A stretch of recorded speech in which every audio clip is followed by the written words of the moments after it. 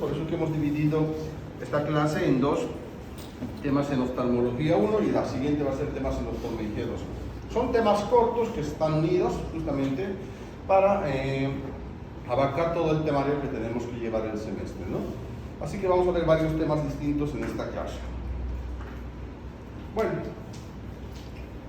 primero, refracción ocular. Se denomina emétrope a una persona que tiene la refracción normal. ¿Qué es la refracción normal? Una persona que enfoca exactamente sobre la retina las imágenes que percibe, ¿no? Para una persona, todos los objetos que miramos proyectan rayos de luz de las imágenes, ¿no? Estos rayos de luz llegan al ojo, son refractados, es decir, son desviados los rayos y son enfocados exactamente en la retina. Cuando ocurre eso, esta refracción, esta desviación de los rayos, cae exactamente en la retina, la persona es emétrope, es decir, una persona que ve nítido y ve claro, ¿no? Actualmente los emétropes, esas personas que ven muy bien, ya son raros porque la mayoría tienen un problema, ¿no? A ver, vamos a ver, ¿quiénes son emétropes aquí? Que ven así nítido, claro, sin lentes, obviamente, ¿no? ¿Quiénes? A ver, hacen la mano los emétropes. ¿Tú? 1, 2, 3, 4, 5, 6, 7 emétropes del total. 8 ya. Bueno, entonces, si ocurre esto en el ojo, que es que la refracción, la desviación de los rayos interna cae exactamente sobre la retina, ¿ya? El foco donde todos los rayos se juntan, se forma exactamente en la retina, esa persona ve nítido y ve bien, ya tiene visión 20-20, 20-15 incluso, más de lo normal, excelente visión, ¿ya? Entonces se denomina emétrope esa persona. Bueno,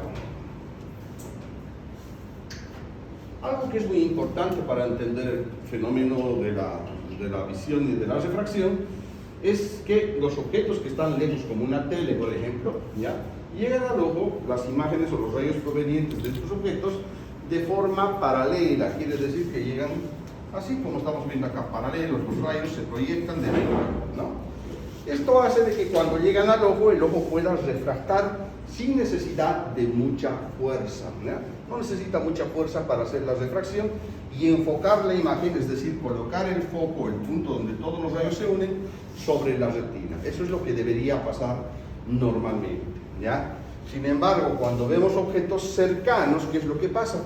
Los rayos no llegan paralelos, sino llegan más separados, más divergentes. Al llegar más divergentes, al ojo le cuesta proyectar la imagen o formar el foco de la imagen sobre la retina.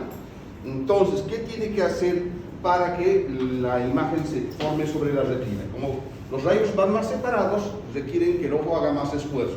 Y ese esfuerzo, ¿quién lo hace? El cristalino.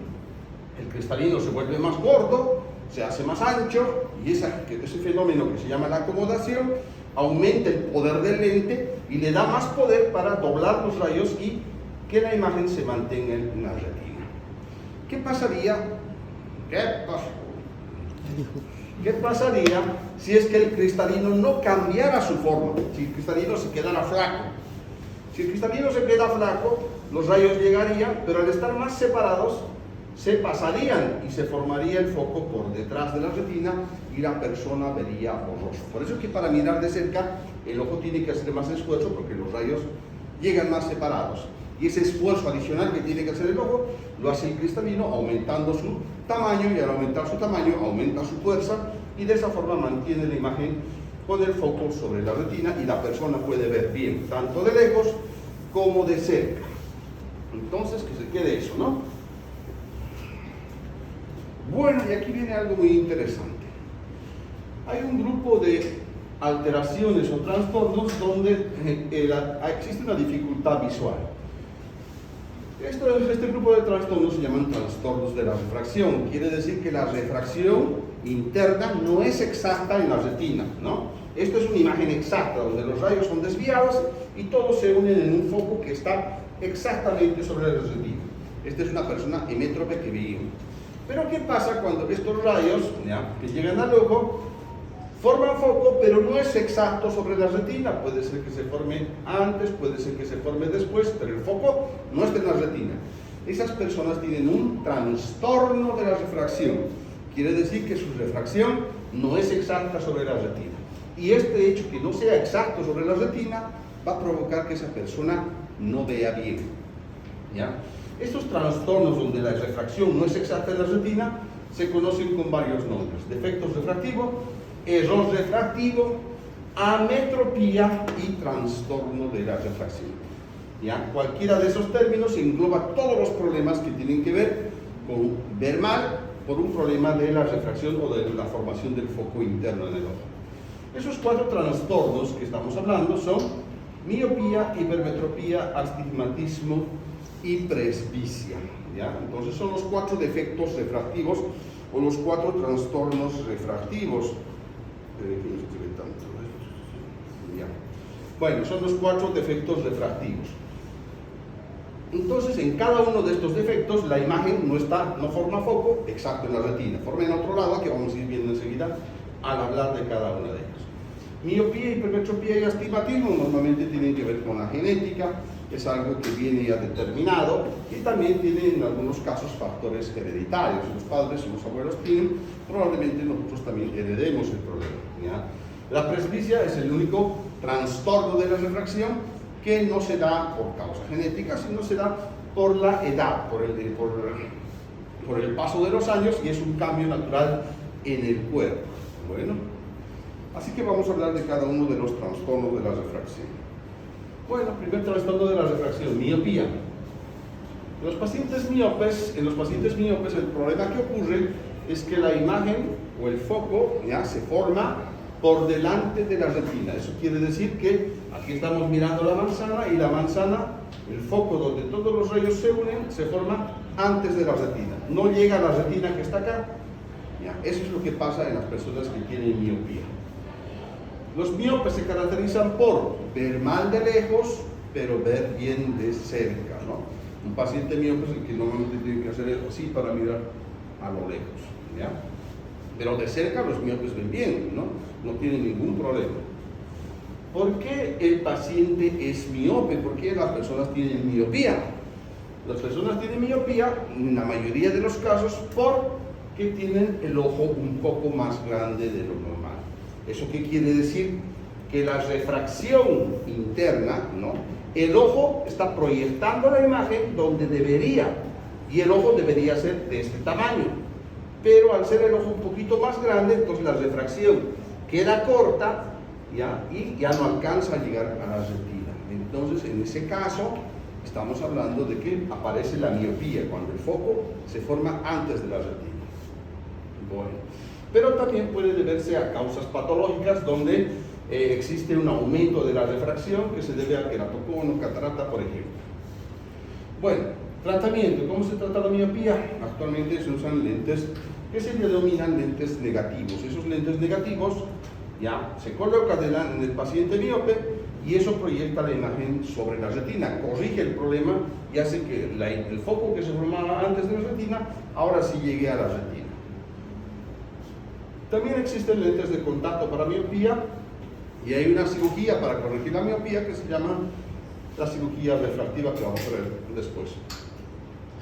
La miopía tiene un problema que es cuando esta miopía tiene más de 6 dioptrías. En ese caso se denomina miopía patológica o miopía mágica. ¿Ya? ¿Qué es lo que pasa cuando una persona tiene más de 6 dioptrías de miopía? Ocurre de que, aparte del problema visual, estas personas pueden tener cambios degenerativos en el tejido ocular. Se puede empezar a dañar el tejido interno del ojo. Especialmente se ven atrofias de la coroides y la retina, puede haber estafiloma, que son dilataciones de la pared, degeneración de la mácula, daño en la mácula, etc. ¿Ya? También existe en las personas que tienen miopía muy elevada mayor riesgo a tener desprendimiento de retina, mayor riesgo a tener catarata y mayor riesgo a tener glaucoma.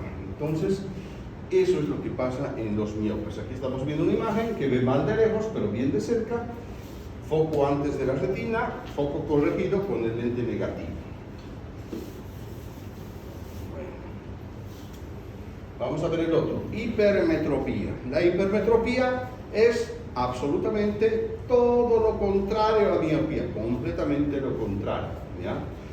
Los objetos lejanos se ven bien, pero los que se ven mal son los de cerca, ¿ya?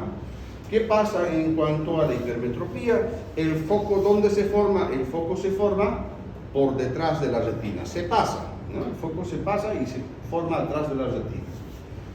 Bueno, entonces, la causa, ¿por qué se da la hipermetropía? Por lo contrario, ¿no? Lo contrario sería, si en el miope el ojo es más grande, en el hipermétrope el ojo es más pequeño, ¿no? Entonces la refracción está bien, es donde debería proyectarse la imagen, pero el ojo debería ser más grande, como es más, no es más pequeño, la imagen entonces se pasa, ¿ya? Y esa es la principal causa de la hipermetropía.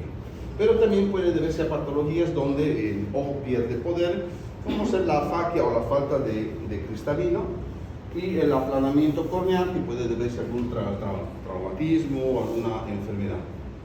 Bueno, algo que pasa en la hipermetropía es de que el cristalino busca compensar esa hipermetropía y empieza, normalmente el cristalino trabaja cuando nosotros miramos cerca, porque ahí es donde tiene que hacer fuerza. Cuando miro cerca el cristalino, entonces empieza a trabajar, pero si miro lejos, se relaja. ¿Qué pasa en los hipermétropes? En los hipermétropes el cristalino trata de compensar el defecto lejano, así que el cristalino trabaja a full, 24 horas, ¿no? No descansa cuando miramos lejos como normalmente hace. Entonces, porque en mirada lejana trata de ayudar al ojo, trata de compensar.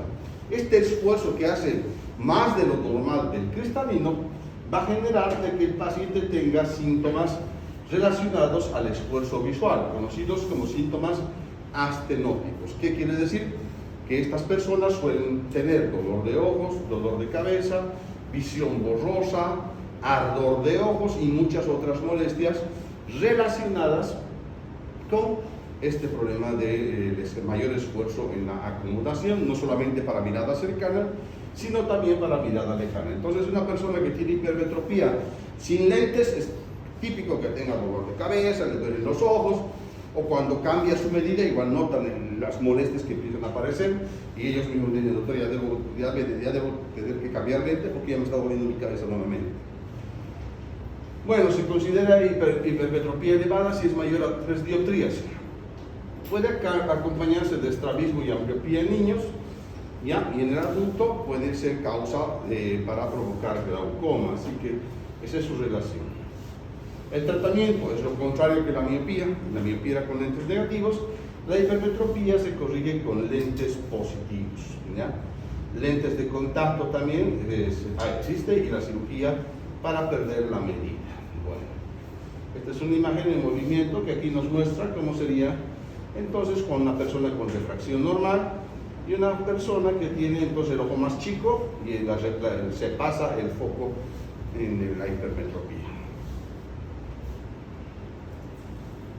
Bueno, y ahora vamos de astigmatismo. El astigmatismo no se relaciona con el tamaño del ojo como los otros dos. Del astigmatismo, el problema es la córnea, esta tapita transparente que tenemos afuera. Ese es el problema, ¿ya?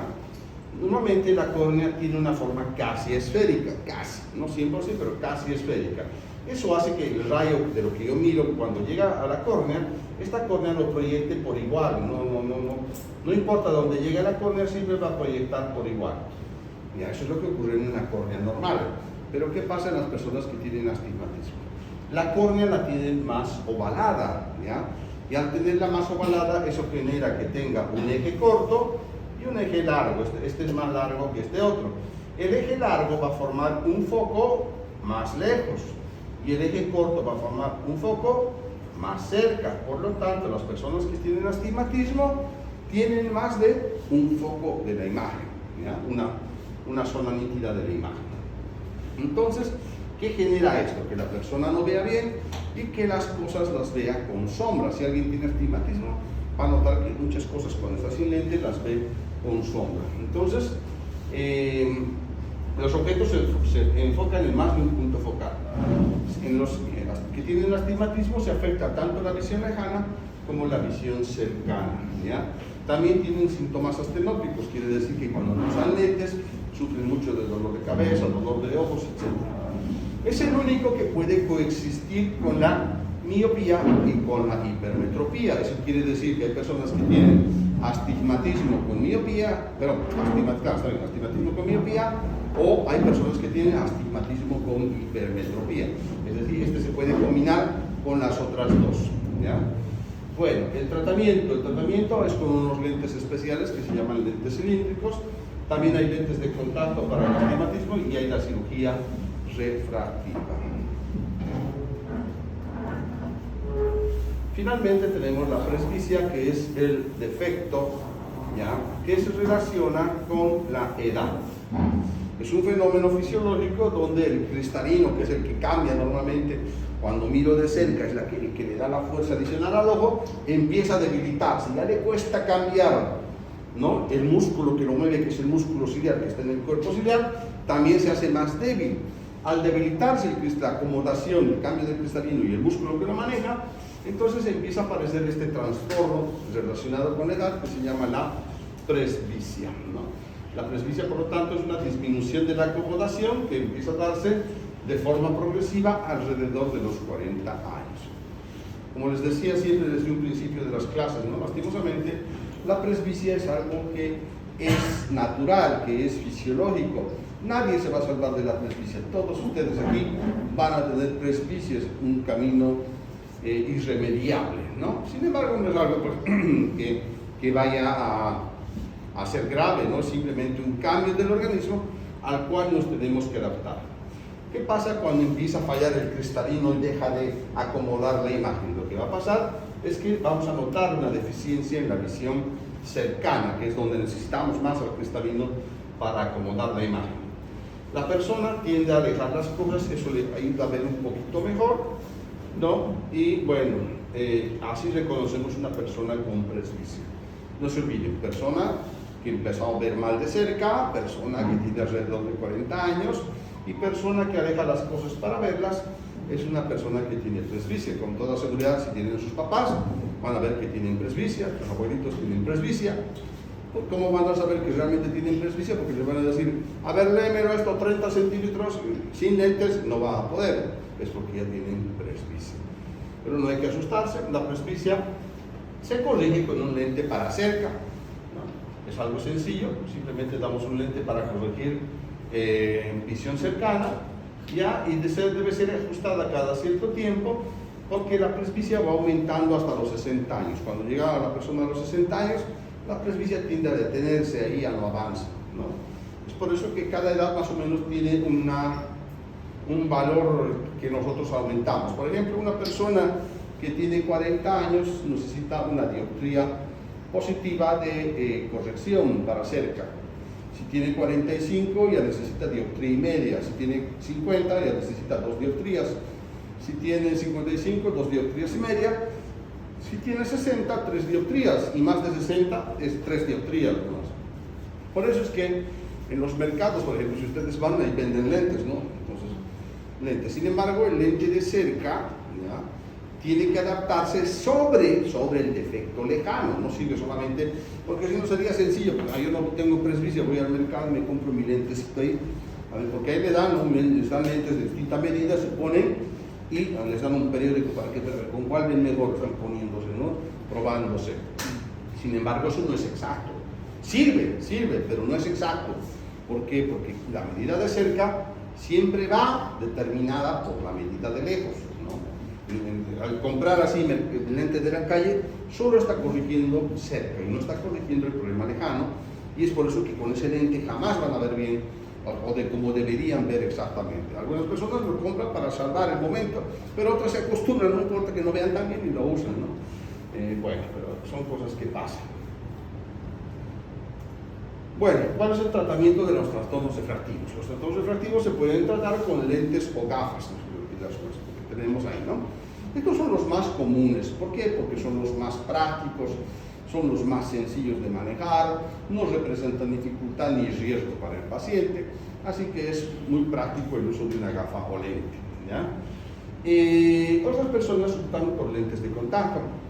Lente de contacto requiere, sin embargo, más cuidado. Más cuidado, hay que aprender a ponérselo, a sacárselo, hay que ser muy limpio con el lente de contacto, hay que tener los envases para guardar el lente de contacto, hay que tener el líquido para desinfectar el lente de contacto y hay que cambiar el lente de contacto cada cuando está indicado en su caja, Entonces, y tener mucho cuidado con su manejo, evitar dormir con los lentes de contacto, no ir a piscinas, a saunas, entrar con lentes de contacto, no lavarlos con agüita ni con suero, tiene que ser con los líquidos. Entonces, requiere un poco más de costo, más de manejo, pero hay personas que optan por el lente de contacto, así pues igual de nada.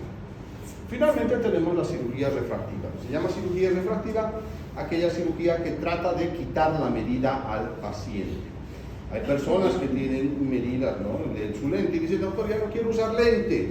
Entonces a alguien se le ocurrió hacer una cirugía que se llama refractiva para operar al paciente y tratar de quitarle esa medida, Ahí tenemos principalmente las cirugías refractivas de dos tipos.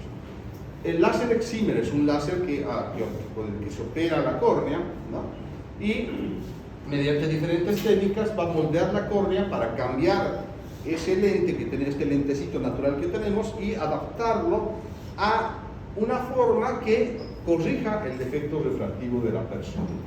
Este es el que más normalmente se hace, cuando le ofrecen en propagandas y demás cosas bajar la medida, es láser porque es fácil de hacer, porque no se necesita abrir el ojo, sino se hace un trabajo por encima de la córnea, se opera, pero como cualquier cirugía también tiene sus riesgos, no hay cirugía que no tenga riesgos, Y además que hay que cumplir ciertas condiciones para operarse con el láser, como por ejemplo no tener ojo seco, tener medida estable, tener buen tejido corneal, etc.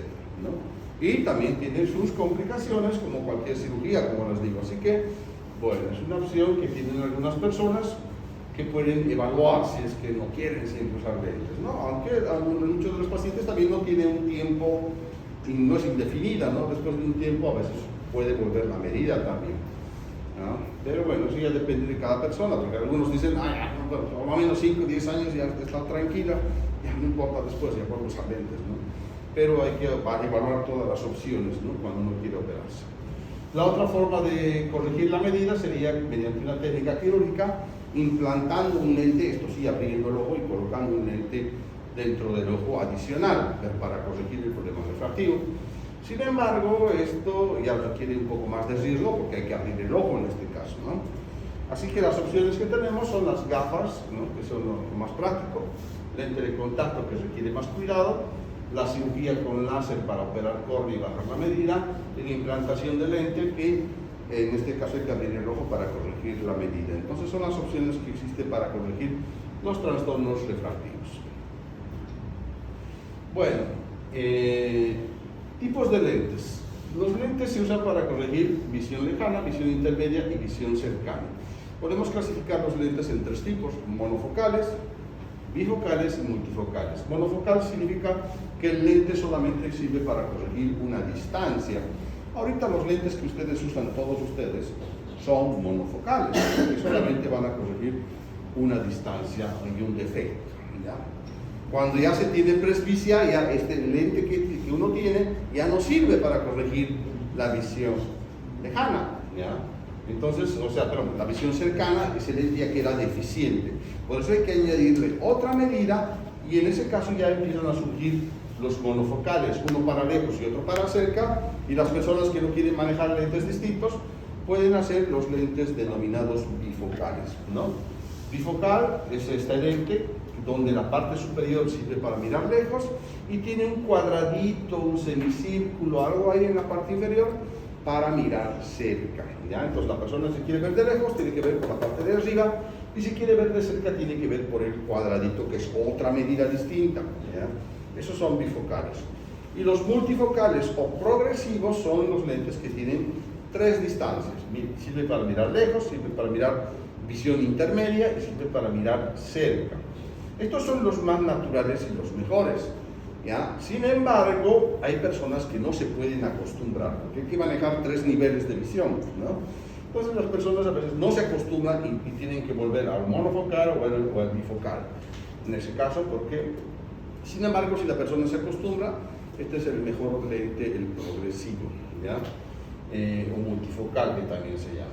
Entonces, son las opciones que tenemos en cuanto a gafas. Obviamente ustedes no tienen por qué preocuparse ahora, pero cuando ya lleguen a sus 40 años, ahí van a tener que decidir usar monofocal doble, usar bifocal o usar progresivos.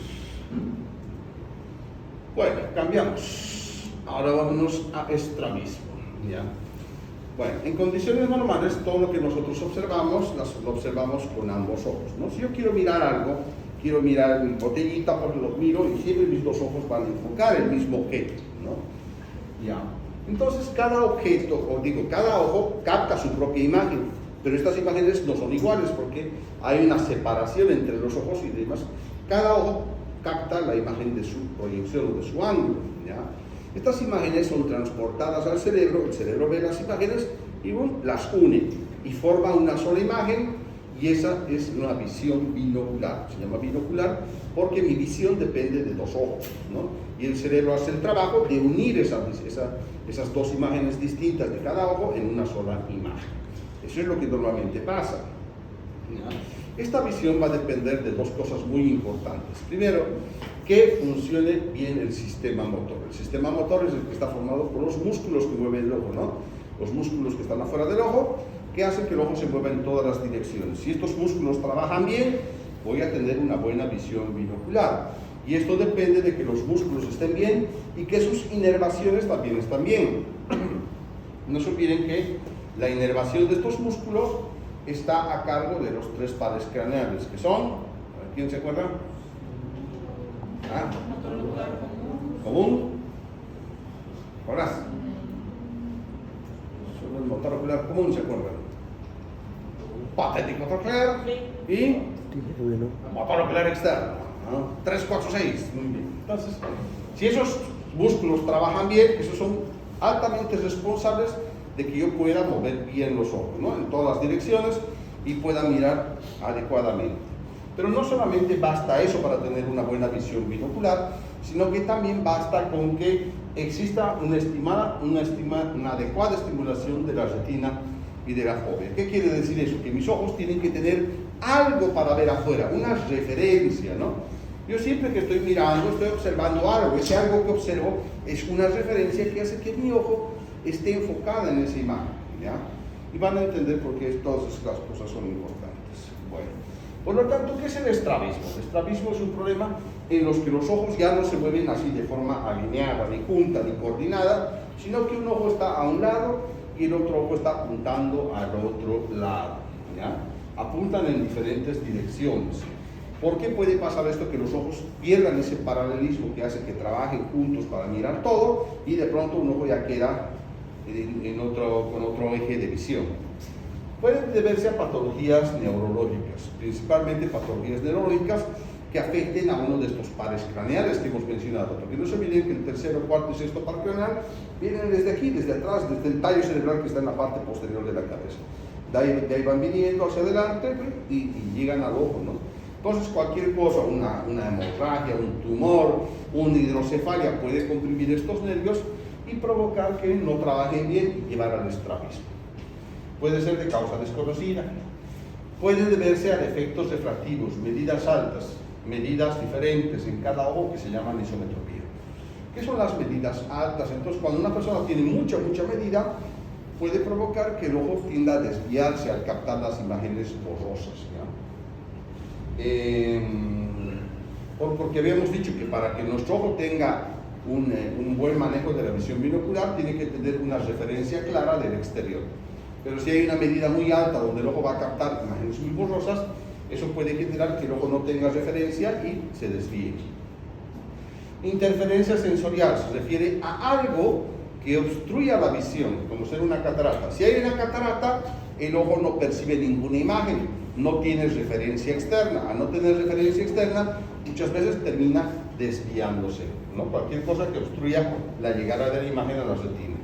Causa mecánica por problemas en la órbita, ¿no? Hemos hablado oftalmopatía tiroidea, cuando se hincha todo alrededor del ojo, no va a permitir que el ojo se mueva, y ahí este ojo que está bien se va a mover, y ahí va a tener el problema del estrabismo. Lo mismo pasa con la fractura de pared orbitaria. Cuando se rompe la pared orbitaria, puede atrapar el músculo, entonces va a haber un momento donde el ojo va a perder ese paralelismo. Y finalmente, hereditario, puede tener causas hereditarias. Bueno, cuando una persona no tiene estrabismo se denomina ortoforia. Cuando una persona tiene estrabismo se llama heterotropía, ¿no? Y cuando una persona tiene estrabismo oculto se llama foria o heteroforia. ¿Cuándo es el estrabismo oculto? Digamos, hay personas que parecen normales, pero les tapamos un ojo, desvían el ojo, ¿no? Destapamos, el ojo desviado, pues regresa a su posición. Entonces tapamos, se desvía cuando no tiene la visión binocular. Destapamos y luego vuelve a su nivel. Entonces, hay personas que tienen ese estrabismo oculto. Para evitar la visión doble debido al estrabismo, en los niños el cerebro ignora la información visual proveniente del ojo desalineado, lo que habitualmente lleva a la miopía o ojo vago en ese ojo, un déficit visual. ¿Qué quiere decir eso? El comportamiento del estrabismo es distinto en los niños que en los adultos. Cuando un niño tiene estrabismo, tiene un ojito desviado, entonces, ¿qué pasa? El cerebro nota que uno de los ojos está desviado, que está generando confusión, porque está generando una imagen doble, ya que al estar los ojos desalineados, el cerebro no puede juntar la imagen, ¿ya? Como ve que está generando confusión el ojo desviado, en el niño el cerebro lo que hace es anula ese ojo y hace como si no existiera. Al anular la visión de ese ojo, ¿ya? ¿Qué pasa? Ese ojo no madura visión, no desarrolla visión y se vuelve un ojo ambliope, porque el cerebro le quita entonces la importancia a ese ojo. Que es un ojo ambliope, un ojo que no desarrolla visión. En este caso, debido a que el cerebro le deja de dar importancia al ojo desviado. Es por eso que los niños que tienen el ojito desviado con estrabismo deben ser corregidos lo antes posible, ¿no? En la niñez, lo antes posible, ¿ya? Para así generar de que el ojo se vuelva a alinear y el cerebro otra vuelta vuelva a darle importancia y siga estimulándose el desarrollo de la visión. En el adulto, cuando pasa el estrabismo, cuando un ojo se desvía, normalmente lo que va a generar el estrabismo es visión doble. Va a ser el típico que dice, doctor, veo dos, ¿no? Veo doble, doctor, porque los ojos están desalineados, ¿ya? Otra cosa importante, en el recién nacido es normal que los ojos puedan desviarse hasta los 3 o 4 meses. Hay papás que dicen, doctor, miren, a ratos a mi hijito su ojito se le desvía un poquito, ¿no? A momentos se le desvía. Eso es normal hasta los 4 meses aproximadamente. ¿Por qué? Porque los ojos y el sistema neurológico están en desarrollo, entonces la visión binocular no es manejada todavía por los bebés. Cuando cumplen 4 meses ya recién completa una buena visión binocular y ya los ojitos se van a mover de forma coordinada. Pero estos son niños que a ratos desvían, ¿no? Pero si ha nacido un niño con los ojos bien desviados, pues no tiene que ver con esto. Eso ya es patológico. Estamos hablando de niños que a momentos desvían los ojitos y es normal que desvíen a momentos hasta los 4 meses. ¿Sí? Una pregunta, ¿esos juguetes que ponen en la camita del bebé que se queda así volteando, hace daño para el estrabismo o no? No. Bueno, ¿cómo se clasifican los estrabismos? Los estrabismos se van a clasificar dependiendo hacia qué lado se desvíe el ojo, ¿ya? Las desviaciones más comunes del estrabismo es cuando el ojo se desvía al lado horizontal. Es por eso que tenemos que el ojo se puede desviar hacia adentro, lo que se llama estrabismo convergente, o el ojo se puede desviar hacia afuera. En ese caso hablamos de estrabismo divergente, ¿ya? Sin embargo, los estrabismos no solamente van a ser horizontales, pueden ser verticales. A veces el ojo puede estar desviado hacia arriba, eso se llama hipertropía, o a veces puede estar desviado hacia abajo, eso se llama hipotropía. Podemos tener formas más raras donde están así medios rotativos, en este caso se llama entonces estrabismo rotatorio, y tenemos los niños en los cuales a veces desvían un ojo, otras veces desvían el otro ojo, eso se llaman estrabismos alternantes. ¿Cuál es el tratamiento del estrabismo? Pues es recuperar esa visión binocular y ese movimiento que tenían los ojos de forma coordinada y paralela. ¿Cómo se logra eso? Primero, cualquier problema con lentes hay que corregir, porque muchos estrabismos tienen que ver con medidas altas, ¿no? Hay personas que tienen el ojo desviado, debido a que tienen una medida muy alta. Se le pone el lente y el ojo se arregla. Se quita el lente y el ojo se desvía. Entonces, su estrabismo depende por su mala visión. Entonces, con el lente tiende a corregirse la posición.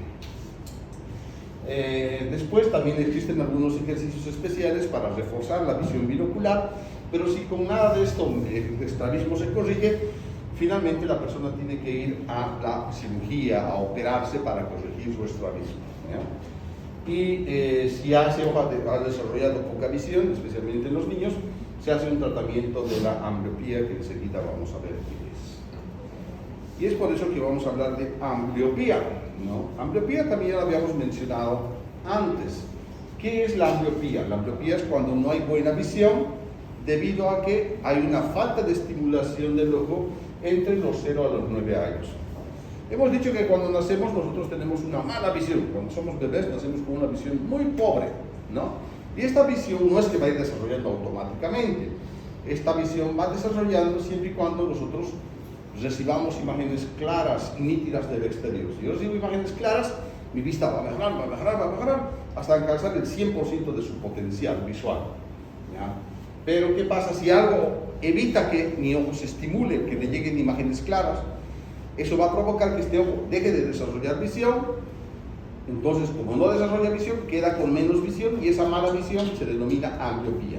Si esa ambliopía llega hasta los 9 años, que es donde se termina de desarrollar la visión, sin corregirse, esa persona queda con esa deficiencia visual toda su vida.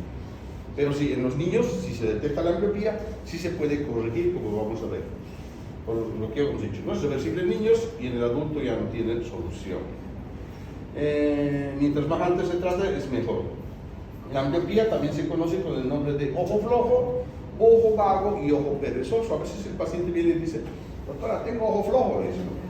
Entonces, cuando dice ojo flojo, no se olviden, paciente que tiene mala visión porque de niño no ha recibido una buena estimulación en la retina, ¿ya? Las causas pueden ser por estrabismo, un ojito desviado. Hemos dicho, el cerebro tiende a anular el ojo desviado y da preferencia al ojo bueno. Entonces, al ser anulado el ojo desviado, no desarrolla visión.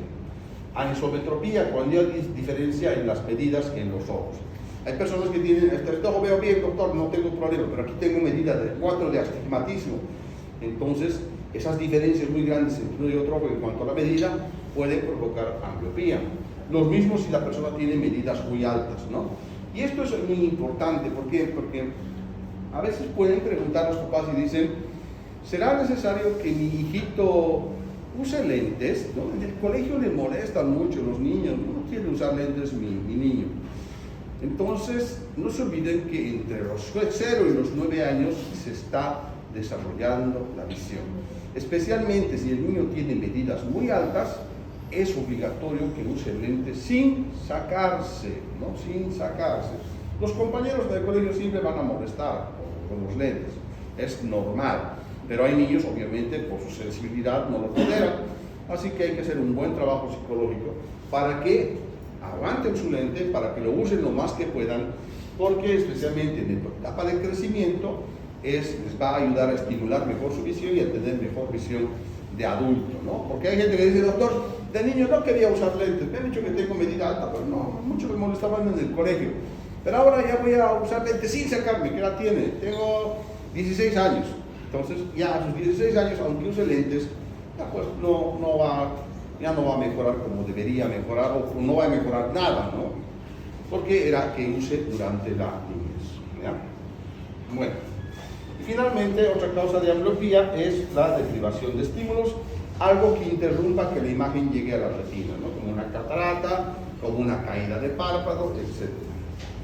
¿Cómo se trata la ambliopía? Pues la ambliopía se trata solamente, como hemos dicho, en la niñez. En el adulto ya no se puede hacer nada. Ya, una de las opciones de tratamiento es, primero, corregir cualquier problema de lentes. Eso es fundamental, tanto en el estrabismo como en la ambliopía, que cualquier problema de lentes es lo primero que debe ser corregido. Segundo, oclusión del ojo sano, es decir, se pone un tapón, un parche al ojo bueno, y al poner eso, hacemos que el ojo con la ambliopía, el ojo que ya tiene déficit visual, sea forzado a trabajar. El cerebro tiene que a la fuerza hacer trabajar este ojo. y eso entonces le va mejorando la visión, ¿no? Obviamente estos parchados de ojo tienen que ser controlados por un oftalmólogo, porque si le tapamos demasiado el ojo bueno, ese más bien va a entrar en ambliopía. Tiene que ser todo muy controlado, ¿no? Pero esa es la opción preferible para tratar la ambliopía, tapar el ojo, la visión del ojo bueno, para que así el cerebro se vea forzado a utilizar el ojo con ambliopía, ¿no? Y así este ojo se vaya estimulando y vaya desarrollando visión. Cuando los niños no quieren usar el parche y dicen, y ahora se sacan, en ese caso existe la penalización óptica, que es con el uso de un colillo dilatador. Se le echa el colillo dilatador al ojo bueno y le va a poner la visión borrosa, ¿no? Eso hace de que el cerebro va a tener un ojo con visión borrosa, otro borroso pero no tan borroso, así que le va a dar preferencia al ojo ambliope.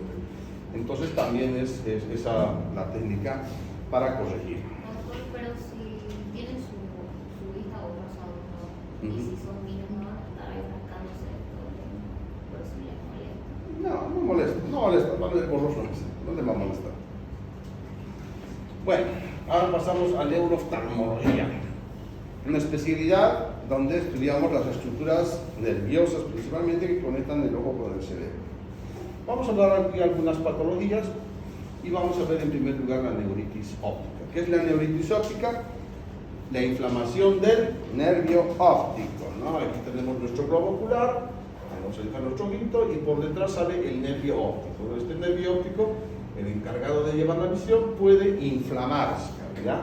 Cuando se inflama se llama neuritis óptica. Tiene varias causas. Una, desmielinización. Todos los nervios tienen una fibra que les rodea, una envoltura que se llama mielina, que es importante para las transmisiones nerviosas.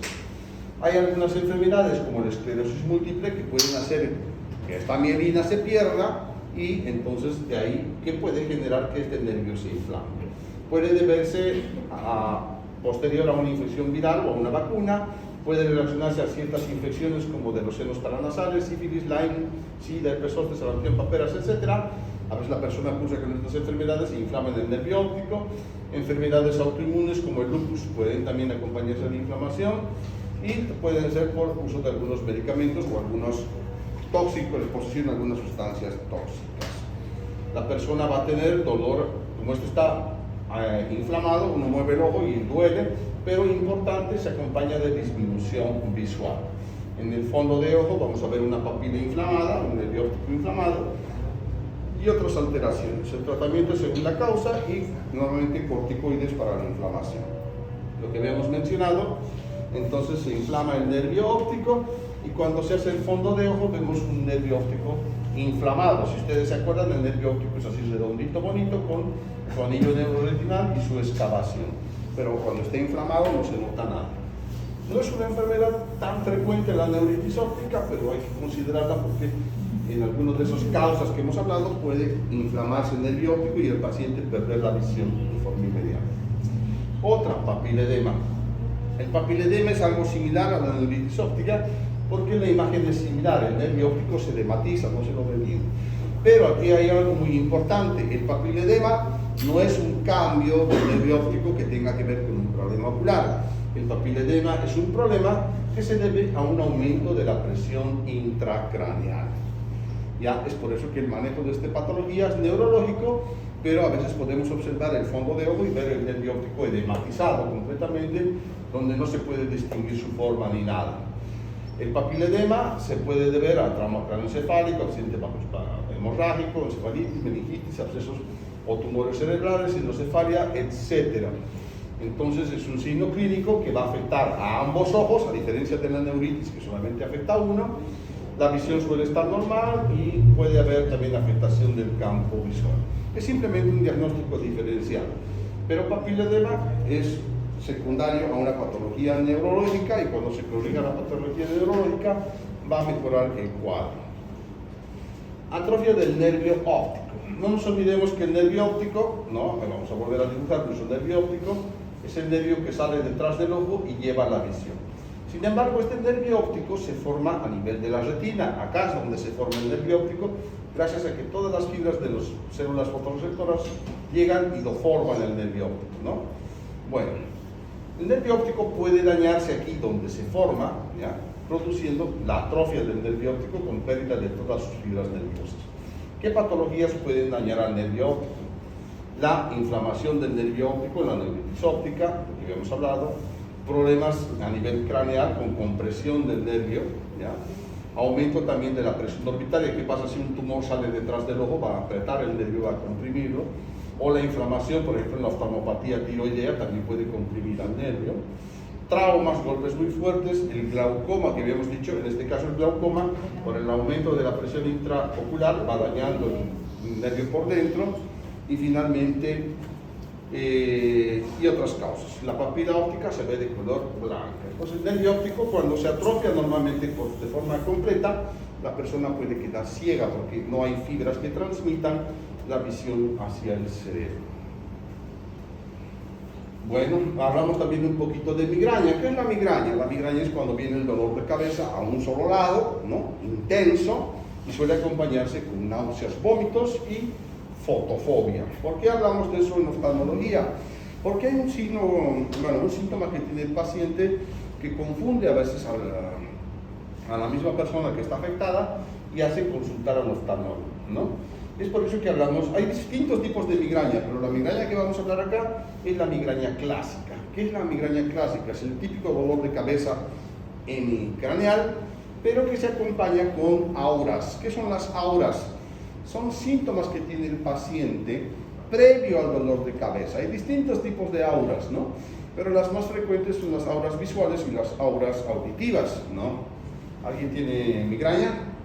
1, 2, 3. A ver, vamos a ver si tienen aura visual. Las personas que tienen migraña con aura visual van a presentar antes del dolor de cabeza, ¿ya? Visión de puntitos o manchas brillantes, ¿ya?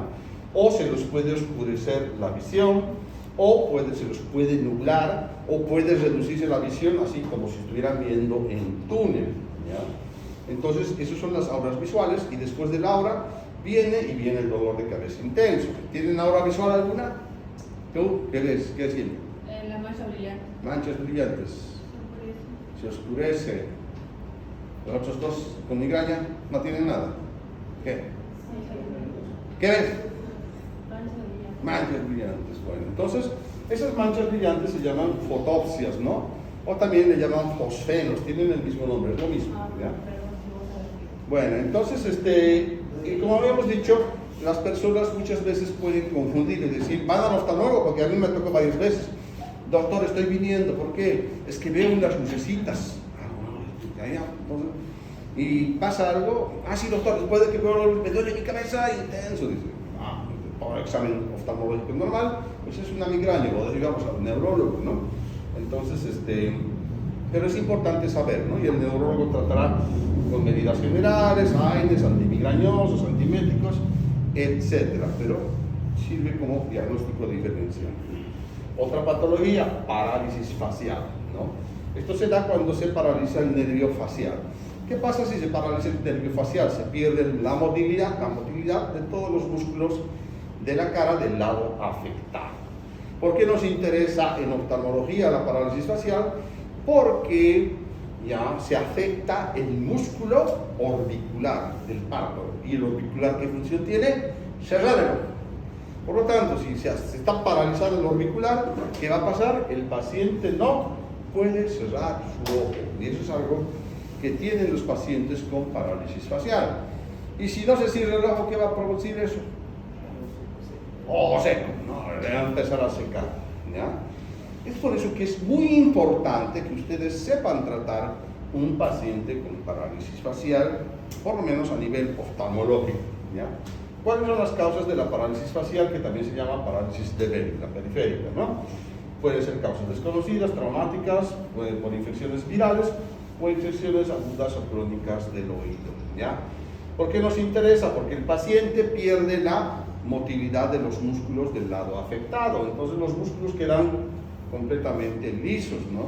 Por eso las pruebas para ver si su parálisis facial, ¿cuál es? ¿No? Arrugue, a ver, haga como enojado. Tiene que hacer como enojado, ¿no? Cuando lo hacemos eso, el lado afectado no puede arrugar. Sople, otro, infle, pues cachetes, sí. Entonces, el lado afectado no puede retener el aire, ¿no? Entonces, también se le cae por ahí la saliva, la comida, eso es típico, pero Lo que nos interesa es que el paciente no puede cerrar el ojo. Por más que le digamos, cierra el ojo, no puede. Y si no puede, entonces le va a secar. Por eso que el tratamiento de la parálisis facial es lágrima artificial todo el día, ¿ya? Seguido, continuo, cada hora, una gota. Tiene que echarse durante el día. Pero hay un error, a veces le dan lágrima artificial, pero en la noche no le dan nada y en la noche duerme y al día siguiente igual está con un dolor intenso, insoportable, lesiones en córnea, fotofobia, porque en la noche se seca. Por eso es importante no solamente dar lágrima artificial en el día, sino que en la noche hay que tapar el ojo. ¿Cómo? Le decimos, cómprese una gasa. Se compra una gasa, lo dobla en 4, hace un almohadoncito, se tiene que cerrar el párpado, pone la gasa encima y una cinta adhesiva. Y así, para que el paciente duerma en la noche con su ojo cerrado, ayudado por la gasita que hace ahí una fijación, ¿no? Porque si de nada va a servir que el paciente use durante el día lágrima artificial, si en la noche va a dormir con el ojo abierto y se le va a secar, igualito pues va a ser ojo seco. Entonces no se olviden este doble tratamiento, porque hay hartos pacientes con parálisis facial y van a acudir con ustedes. Y ahí lo importante es prevenir el ojo seco, porque van a estar mucho tiempo con el ojo así sin poderlo cerrar. Obviamente este paciente va a ir mejorando a medida que haga fisioterapia, que hay que mandarlo a fisioterapia, y el neurólogo le da algunas medicaciones para mejorar un poquito la función nerviosa, ¿no? Y con eso el paciente mejora. Fasciculaciones de párpado o mioquimias palpebrales. Es la contracción incoordinada e involuntaria del músculo orbicular o de algunas de sus fibras que afectan más al párpado inferior. Esto yo supongo que todos ustedes han tenido, así que fíjense, es esto. ¿Ven esto? ¿Ven? Entonces, ese es el temblor en el párpado, ¿ya? A ver, ¿quién no ha tenido ese temblor en el párpado? ¿Quién no ha tenido? Todos han tenido. Bueno. Entonces el párpado empieza a temblar, tiembla, ¿no? Da un temblor en el párpado. Eso se llama mioquimia o fasciculación del párpado, ¿ya? ¿A qué se debe? Falta de sueño, cansancio, mala hidratación o alimentación, exceso de ingesta de cafeína o alcohol, pero lo principal, ¿ya? La principal causa es el estrés. Cuando uno está nervioso, muy tensionado, suele venir este temblor de párpado. Bueno, lo bueno es que es benigno, es autolimitado, no puede durar hasta 3 semanas, pero termina desapareciendo, no necesita ningún tratamiento, ¿ya? Cuadros persistentes o intensos sí requieren valoración neurológica. ¿Qué quiere decir eso? Si este movimiento de párpado persiste por más de 3 semanas o ya es muy notoria la contracción, cuando se contrae muy fuerte, ahí sí puede deberse a un problema neurológico y hay que solicitar una valoración neurológica. Pero si es ese mínimo temblor con leve temblor de párpado, no necesita nada, se pasa de por sí, ¿ya? Antes se administraba vitamina B, se inyectaba lágrimas artificiales, algunos libros dicen, pero en realidad pasa de por sí, solamente es suficiente mejorar la causa que lo ha provocado. Su diagnóstico diferencial es el blefaroespasmo, que es cuando el paciente no quiere abrir la cortina y todo fruncido y cerrado. Parálisis del tercer par también es algo muy interesante, ¿ya? Es cuando se paraliza uno de los nervios más importantes de la parte ocular. ¿Cuáles son las funciones para la parálisis del motor ocular común? A ver, díganme las funciones, ¿quién se acuerda? Mover el ojo. Mover el ojo. Arriba. ¿Qué más? No importa, mueve el ojo, ¿qué más? ¿Qué otra función tiene? ¿Ah? Levanta el párpado. Y la tercera, ayuda también en la función pupilar. Esas 3 funciones son las cuales, si yo sé eso, voy a reconocer a la leguas una parálisis del motor ocular común. Las causas son muchas, pero tienen que ver principalmente con aneurismas y algo que yo he visto en mi experiencia, hay muchos pacientes que tienen parálisis de tercer par con diabetes. La diabetes puede provocar neuropatías, ¿no? Diabéticas, y puede afectar algunas veces al tercer par. ¿Cómo se presenta este paciente? Pues afectando esas funciones que hemos hablado, que son estas, las siguientes. Primero, el párpado se cae. Párpado caído. Va a venir el paciente del doctor, no puedo abrir mi ojo, no me golpea nada, de por sí no puedo abrir el ojo, me levanto, no abre. Primero, entonces tosis, ¿ok? Controla el lavador del párpado. Segundo, imposibilidad para mover el ojo. Como ese nervio controla casi todos los músculos que mueven el ojo, al estar paralizado, el paciente pierde el movimiento casi completamente. ¿Ya? Tercero, exotropía o desviación convergente del ojo. ¿Por qué? Porque uno de los nervios que no está afectado es el motor ocular externo, que ese inerva solamente al músculo recto externo que está aquí, es el encargado de llevar el ojo hacia afuera. Ese no nos lleva el ojo hacia afuera porque está luchando con el recto interno, que es controlado por el motor ocular común. Hay un equilibrio. Pero el recto interno es controlado por el motor ocular común. Por lo tanto, cuando se paraliza, pierde fuerza y el ojo tiende a irse hacia afuera, porque está controlado por el sexto par, y aquí está paralizado el tercer par. Y algunas veces puede haber midriasis, pero cuando hay midriasis en la parálisis del tercer par es más grave, porque muchas veces se relaciona con la presencia de un aneurisma cerebral, así que requiere una valoración neurológica más urgente cuando hay midriasis. Pero si solamente hay tosis, imposibilidad de mover el ojo y ojo desviado hacia afuera, entonces igual requiere que el neurólogo lo vea, pero tal vez no con tanta frecuencia. Este es un video que es un paciente que yo he visto, fíjense, y le he grabado. Vean. Tiene tosis, el ojo desviado hacia afuera, le vamos a hacer mover el ojo. Pues mire cómo ve el otro, mueve bien el otro. Hacia afuera sí puede, porque está moviendo, pero queda con limitación en las otras miradas. ¿Ve? El otro ojo no le sigue el otro porque ya ha perdido el movimiento. Bien. Y finalmente, para terminar, hablamos de la diplopía. Diplopía es ver doble, ver dos. ¿No? Primera causa, ¿cuál es? Borrachera, ¿no? Borrachera, ¿no? Bueno, la visión doble ya se divide en dos tipos, binocular y monocular. Esto es muy importante, diferenciar si una visión doble es binocular o monocular. ¿Qué quiere decir eso? Visión doble binocular quiere decir que veo doble, pero si me tapo un ojo, desaparece el doble. Obviamente hay que probar con ambos ojos. No, me tapo, doctor, y ya no veo doble, veo bien. Me destapo, veo doble. Eso es visión doble binocular, que solamente se ve doble con los dos ojos. ¿Cuándo pasa eso? Eso va a pasar cuando el problema esté en los músculos, en la órbita o en los nervios que hacen que los ojos trabajen de forma coordinada. ¿Ya? ¿Qué pasa? La otra visión doble es la monocular, que decir, veo doble, doctor, a ver, tápese un ojo. No, sigo viendo doble. Pese a que se ha tapado el ojo, sigue viendo doble. Entonces, con el ojo con el que sigue viendo doble, significa que el problema está en ese ojo. En ese ojo está el problema. Que puede deberse a un problema en la córnea, en el cristalino, problemas en el enfoque o problema en la retina. Para eso sirve simplemente valorar. Si ve doble o si se pierde doble tapando un ojo, es problema de los músculos, de la coordinación de los nervios. Si sigue viendo doble pese a que ha tapado el ojo, es un problema en el ojo donde persiste la visión doble.